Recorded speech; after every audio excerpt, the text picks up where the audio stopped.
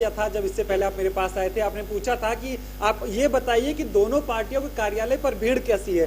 तो इस पर मैं आपको बता दूं कि अब दोनों पार्टियों के कार्यालयों पर भारी पुलिस बल तैनात कर दिया गया है। सुरक्षा बढ़ा दी गई है। सुरक्षा इस वजह से बढ़ाई गई है क्योंकि कांग्रेस पार्टी लगातार सवाल खड़े कर रही है कि ईवीएम में गड़बड़ी है, ईवीएम में गड़बड़ी है। ऐसे में कहीं हिंसा न भड़क जाए, कार्यकर्ता आपस में लड़ने न लग जाएं, इस वजह को ध्यान में रखते हुए दोनों पार्टियों के कार्यालय पर सुरक्षा चाक चौबंद कर दी गई है, सुरक्षा बढ़ा दी गई है।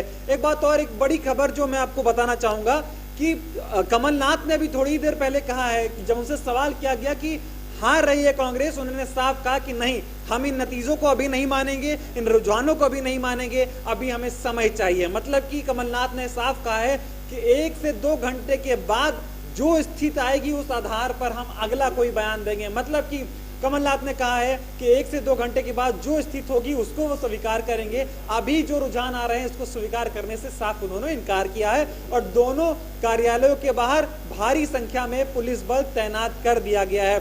जितने भी नेता हैं बीजेपी के वो खुशी में नजर आ रहे हैं, बीजेपी के कार्यकर्ता खुशी में हैं क्योंकि भाजपा एक तरफा जीत रही है। 17 से 18 सीटों पर भाजपा जीत रही है। वहीं अगर बात की जाए तो 2 सीटों पर बसपा भी बढ़त बनाए हुए बसपा भी जीत रही है।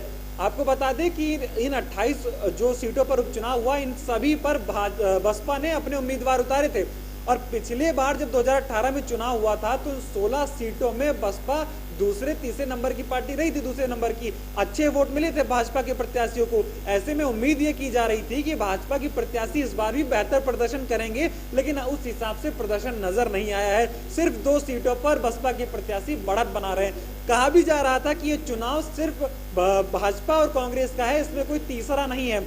लेकिन जिस हिसाब से बसपा ने पिछली बार प्रदर्शन किए थे 2018 में, उसको देखते हुए कुछ राजनीतिक जानकार ये कह रहे थे कि नहीं भैया, मामला थोड़ा बसपा की तरफ भी जाएगा, बसपा की भी प्रत्याशी सीटें जीतेंगे। तो वो नजर आ रहा है 2 सीटें बसपा की झोली में आ रही हैं।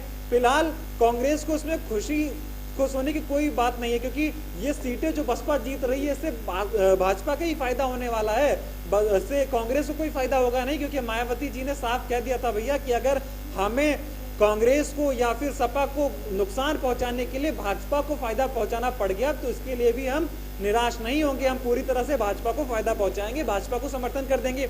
वही हुआ भी नजर आ रहा है।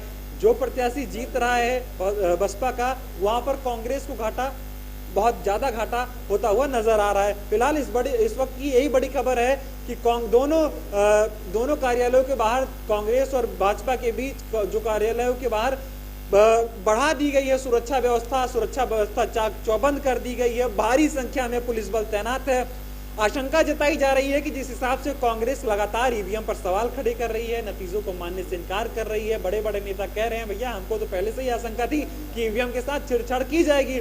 ऐसे में दोनों कार्यालयों के बाहर भारी संख्या में पुलिस बल तैनात कर दिया गया है। इस वक्त की बड़ी खबर हम आपको बता रहे हैं, मध्य प्रदेश की ये बड़ी खबर, दोनों कार्यालयों के बाहर भारी संख्या में पुलिस बल तैनात किया गया है। और जो मौजूदा रुझान है वो भी हम आपको बता दें, जो अपडेट है वो आपको बता दें कि 17 सीटों पर भाजपा लगातार बढ़त बनाए हुए है, एक तरफा बढ़त बनाए हुए है। कांग्रेस 9 सीटों पर है और वहीं 2 सीटें अन्य की झोली में जा रही हैं। मतलब कि बसपा की झोली में 2 सीटें जाती हुई नजर आ रही हैं। जी।